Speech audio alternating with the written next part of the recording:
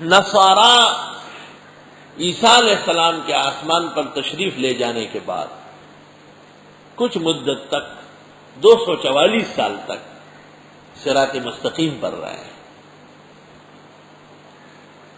لیکن ایک تو وہ حضرت عیسیٰ کے بارے میں پریشان تھے کہ وہ کہاں گئے، ولیکن شبہ لہم، نقطہ یاد رکھو، ان کے لیے شبہ ہے، ہمارے لیے نہیں ہے۔ ہمارے لیے تو دو ٹوک نبی نے کہا ہے ان عیسیٰ لم یمت، نہیں مرے، زندہ آسمان پہ اٹھائے گئے، ولیکن شبہ لہم، ان کے لیے، یہود و نصارا شبہ میں، ہم شبہ میں نہیں ہیں، شبہ لہم ہے، ان کے لیے شبہ ہے۔ مرزائی جب بات کرتے ہیں تو حیات عیسیٰ پر کرتے ہیں، میں کہتا ہوں وہ کون سے مولوی ہے جو حیات عیسیٰ سے بچتے ہیں، وہ مسلمان کس طرح ہے؟ میں نے ایک دفعہ اخبار میں اعلان کیا کہ سارے جہان کے مرزائی اور ان کے مناظر حیات عیسیٰ پر جب چاہے جس وقت چاہے مجھ سے بات کر لے، میں تیار ہوں۔ وہ کون ہوتے ہیں حیات عیسیٰ قرآن سے ممات ثابت کرنے والے؟ قرآن جن لوگوں نے پہنچایا ہے، جنہوں نے سمجھا ہے، ان کا فیصلہ ہے کہ حضرت عیسیٰ زندہ ہے، اللہ نے جسد عنصری کے ساتھ آسمان پہ اٹھایا۔ 244 سال تک عیسائی اشتباہ میں تھے، لیکن حضرت عیسیٰ کی تعلیمات پر قائم رہے۔ 244 سال بعد ایک پادری آیا، اس کا نام ہے پولوس۔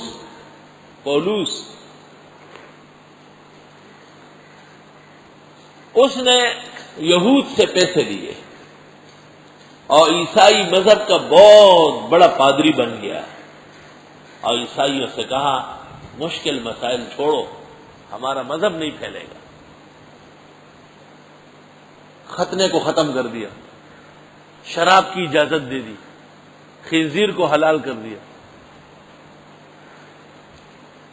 اور تمام محرمات عیسوی اس کو حلال، اور بہت سارے محللات ان کو عیسائی پراپیگنڈے اور نشر کے لیے محللات کر دیا۔ تو یہ سیدھے راستے پر آنے کے بعد بھٹک گئے تھے۔ کہتے ہیں کہ جو شخص غیظ اور غضب اور عناد کی وجہ سے حق کا مقابلہ کرے، اس میں یہودیت آتی ہے، اور جو جہالت کی وجہ سے، اس میں مسیحیت اور نصرانیت پیدا ہوتی ہے۔ جانتا ہے اور حق نہیں مانتا۔ ابن تیمیہ نے کہا ہے کہ بدعمل اور مبتدع عالم علی قدم الیہود ہے، اور جہلا دین سے بے بہرے جو سیدھے راستے کے بجائے غلط ڈھب پہ چل پڑے ہیں، وہ علی قدم النصارى ہے۔ بعضوں نے عکس کیا ہے، یہود اور نصارہ سے وہ یہود اور نصارہ مراد ہیں جو اپنے اپنے مذاہب کے نافرمان، عاصی، سرکش ثابت ہوئے ہیں۔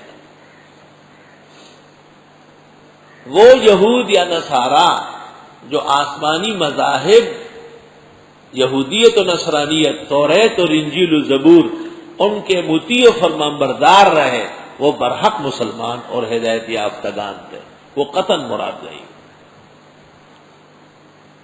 اور قرآن میں ان کے مواطن موجود ہیں، لیسوا سواء من اہل الکتاب، اہل کتاب سب تو ایک جیسے نہیں ہیں، امت قائمہ، ان میں ایک امت ہے جو قائم ہے، یتلون آیات اللہ آناء اللیل وہم یسجدون، رات بھر اللہ کی کتاب پڑھتے ہیں اور نمازیں پڑھتے ہیں، یؤمنون باللہ والیوم الآخر، اور اللہ آخرت پر ایمان رکھتے ہیں، ویسارعون فی الخیرات، نیکی کے کاموں میں آگے بڑھتے ہیں، وَأُولَٰئِکَ مِنَ الصَّالِحِینَ، یہ لوگ واقعی اچھے ہیں، وَمَا يَفْعَلُوا مِنْ خَيْرٍ فَلَن يُكْفَرُوهُ، جو یہ اچھا کرتے ہیں ناشکری نہیں کی جائے گی، وَاللَّهُ عَلِيمٌ بِالْمُتَّقِينَ، اللہ ایسے پاک بازوں کو خوب جانتے ہیں۔ تعریف ہو رہی ہے تابعداروں کی، اور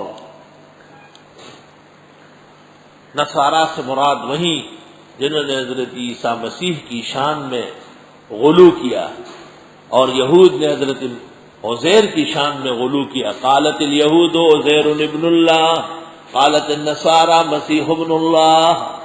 ان دونوں نے غلو کیا. تو ایک فرقہ اور آیا اور انہوں نے کہا محمد نور من نور اللہ. یہ بھی ان کے چھوٹے بھائی.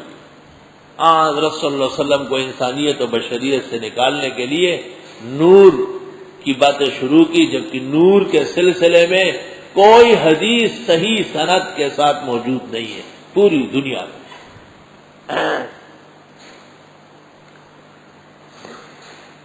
باقی یہود نہیں فرمایا اور نصارہ بھی نہیں فرمایا، مغضوبین و ضالین کا اشارہ ہے کہ جس طرح وہ بہک گئے تھے بوجہ حق کے مقابلہ کرنے کے اور بوجہ حق کا راستہ چھوڑنے کے، جو بھی حق کا مقابلہ کرے گا کسی بھی امت و زمانے کا ہو مغضوب کا مصداق ہوگا. جو بھی حق کے راستے سے کنارہ کشی برتے گا وہ کسی زمانے اور کسی قوم قبیلے کو ہوگا، وہ ضالین کا مصداق ہوگا. یہ قرآن کا خطاب ہے اور یہ عموم پر اطلاق کرتا ہے تاکہ قیامت تک کے لیے دنیا اس کے مصداق بن جائے. جیسے انعمت علیہم فرمایا، نام نہیں لیا، اشارہ ہے کہ ہر شخص اس بات کی کوشش کرے کہ وہ اللہ سے انعام حاصل کرے. اسی طرح جو شخص اس کے خلاف چلے گا اگر اس کا عقیدہ اول بگڑا اور عمل بعد میں تو مغضوب ہو جائے گا، اور اگر عمل پہلے بگڑے اور عقائد بعد میں تو ضال ہو جائے گا، ضال مضل ہو جائے گا. ایک آدمی بہت غصہ ہو گیا تھا، رسول اللہ صلی اللہ علیہ وسلم نے فرمایا دیکھتے نہیں اس کے گلے کی رگیں سرخ سرخ ہو گئی. فرمایا اس سے جہنم کی آگ نظر آ رہی. غضب میں سب کچھ کر لیتے. لا يقضي القاضی وهو غضبان. فرمایا غضب کی حالت میں قضا نہ کرے کوئی. غضب جب حدود شرع میں ہو تو باب غضب المحدث فی الموعظۃ اذا رأى ما یکرہ. جیسے استاد شاگرد پر ناراض ہوتا ہے حدود میں.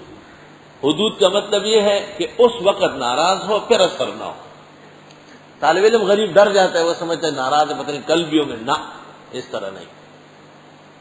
جب غلطی عارضی ہے تو ابھی ڈانٹ دو بس، اس کے بعد معاملہ صاف کرو.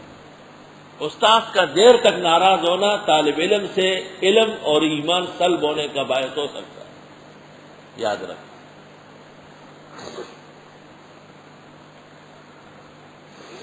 غضب خدا تعالی کی ناراضگی. فباؤ بغضب علی غضب. یہود غضب در غضب کے مرتکب تھے اور 3 دفعہ ان پر غضب آیا ہے. موسیٰ کے نافرمان ہوئے اور عیسیٰ کے نافرمان ہوئے اور پھر حضرت محمد صلی اللہ علیہ وسلم کے نافرمان ہوئے. ایک دفعہ جب نافرمان ہوئے تو بندر بنا دیے گئے، دوبارہ جب نافرمان ہوئے تو خنازیر بنا دیے گئے. جعل منہم القردۃ والخنازیر وعبد الطاغوت. اور یہ جو شرک کرنے لگے یہ بھی خدا کی پکڑ تھی. اللہ اللہ، یا اللہ معاف فرما. ابن جریر نے ابن عباس سے اور دیگر مفسرین نے بھی نقل کیا ہے غیر المغضوب علیہم ہم الیہود ولا الضالین. اور نہ ان لوگوں کا راستہ جن سے جو رائے راست سے بھٹک چکے تھے. دل یا دلو کے معنی آتے ہیں بھول جانا، بھٹک جانا. دل الطریق، راستہ بھٹک گیا.